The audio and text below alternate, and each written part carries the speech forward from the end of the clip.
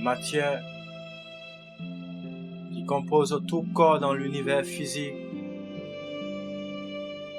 qu'il soit liquide, solide, gazeux ou plasma, est l'ultime état d'expansion de l'énergie primordiale et représente sa phase finale de matérialisation. L'atome, qui est son constituant élémentaire, contient des quantités égales de protons chargés positivement et d'électrons chargés négativement. On dit que l'atome est électriquement neutre. L'univers est donc par principe électriquement neutre et par conséquent en parfait équilibre.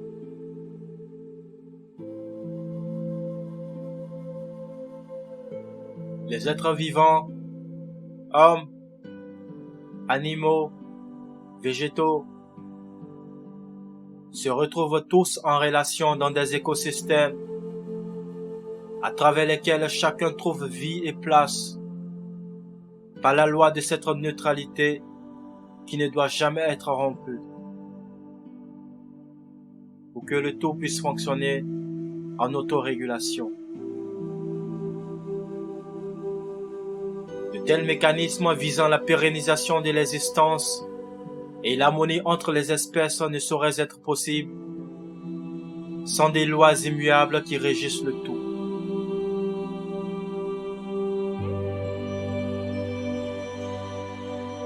De ces lois, vous en avez certainement entendu parler de quelques-unes. La loi du karma, la loi de la polarité, la loi du semer et du récolter, etc. En effet, toutes ces lois, qui reposent pour la plupart sur des observations bien aiguisées et des connaissances empiriques, peu importe le nom qui leur sont attribués, ont tout un point en commun. Toutes consolident une même réalité. Toutes tendent vers un même idéal. Stabilité, équilibre, harmonie, justice.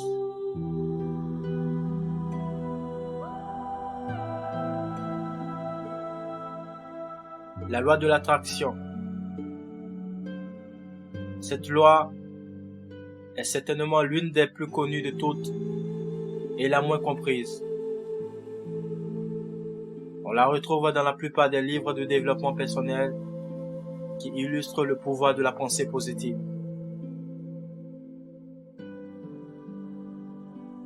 La science nous a permis de comprendre au fur et à mesure de son avancée certains mécanismes du fonctionnement de l'être vivant.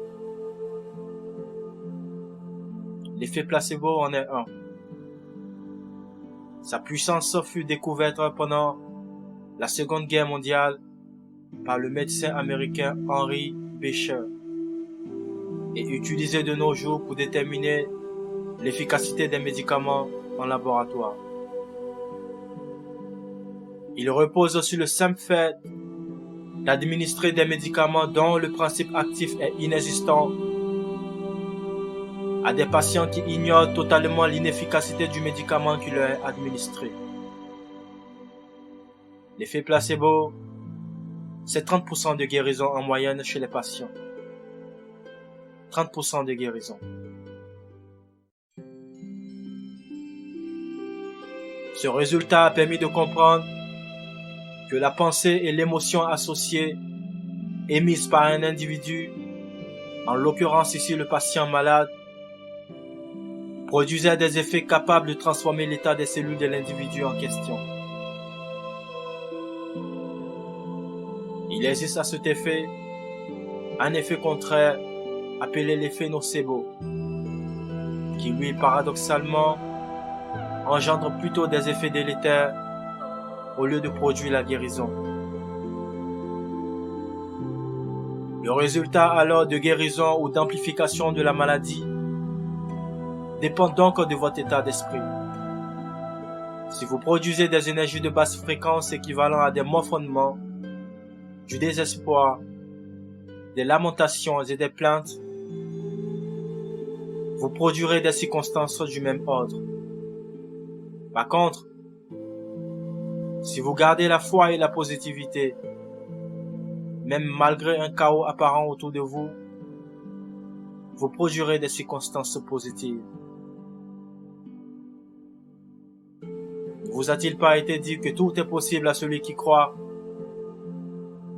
Que tout ce que vous demandez, croyez que vous l'avez déjà reçu et cela vous sera accordé?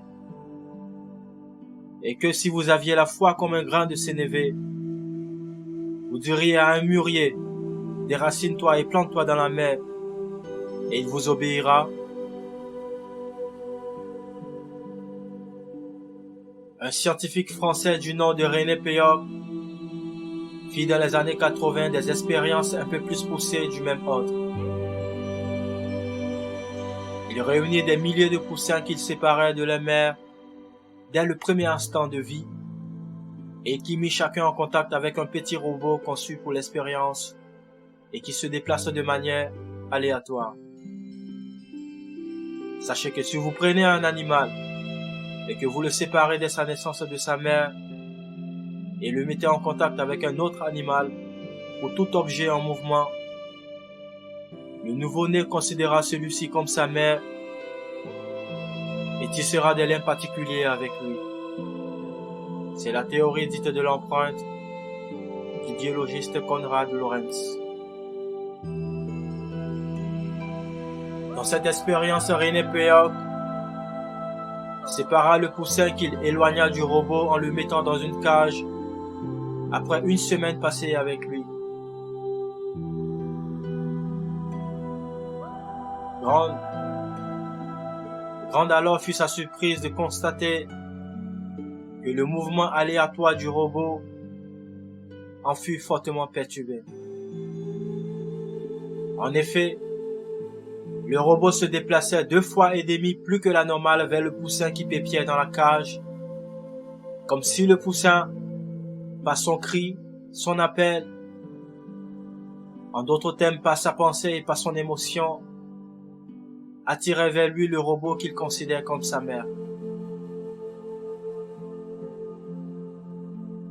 Cette expérience couplée à celle du placebo a permis de comprendre que non seulement les vibrations que l'individu émet à travers ses pensées, ses émotions, ses paroles, l'impact non seulement lui directement, mais en réalité aussi tout son environnement, et donc tous les êtres vivants qui l'entourent, et plus particulièrement ceux sur qui il se focalise.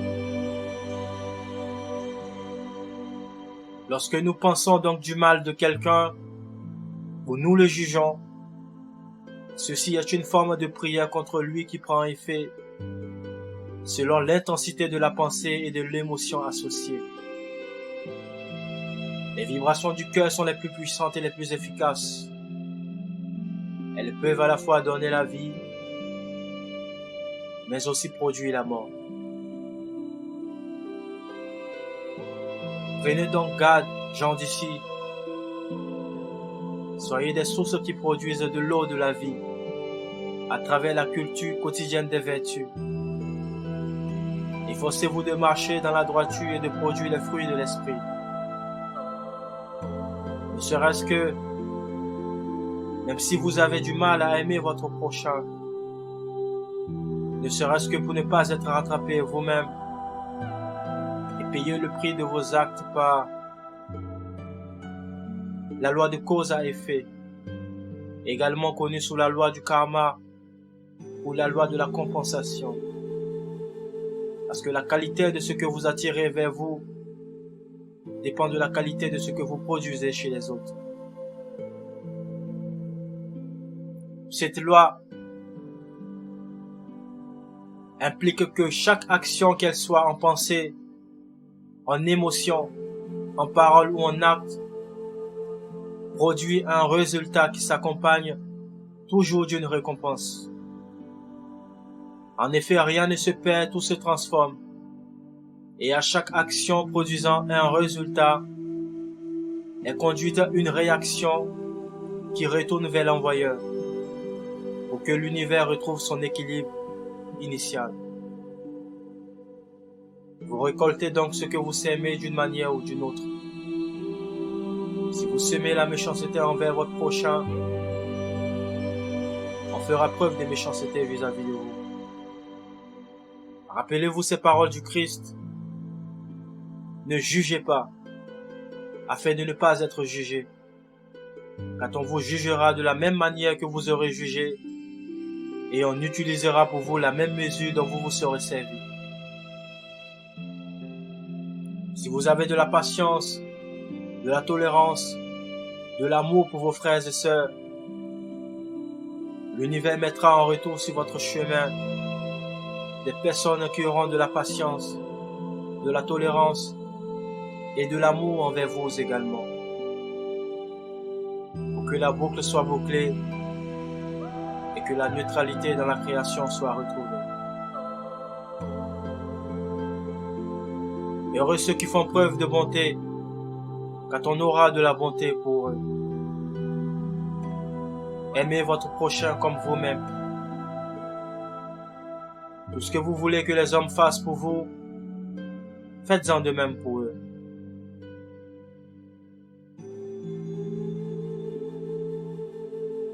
On parle souvent également des lois de la résonance, de la correspondance, de la vibration, etc. Mais comme notifié plus haut, ces lois, peu importe le nom que nous les attribuons, et peu importe leur nombre, définissent toute une même réalité. Toutes parlent un même langage. Justice et harmonie. Et découlent toutes d'une loi principale qui est la loi de l'unité. Tout est énergie, fréquence et vibration dans la création. Et toute énergie est l'extension d'une source d'énergie principale, Dieu. L'univers entier est interconnecté.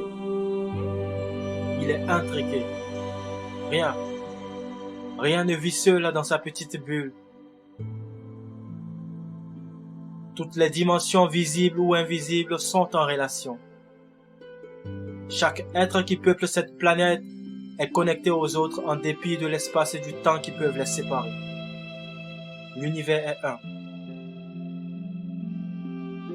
L'individualité, l'unicité et la diversité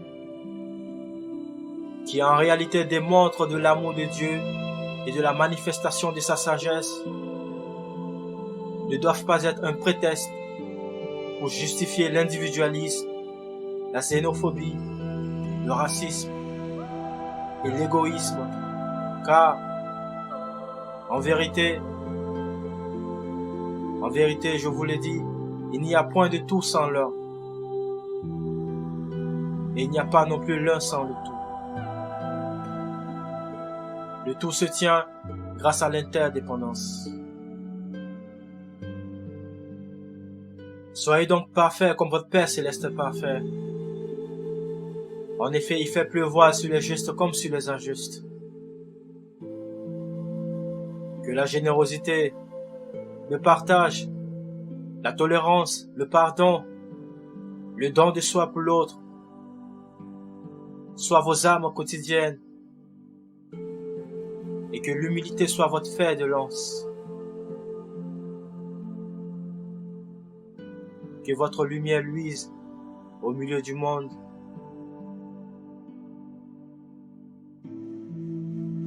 Et que la paix de Dieu soit avec vous.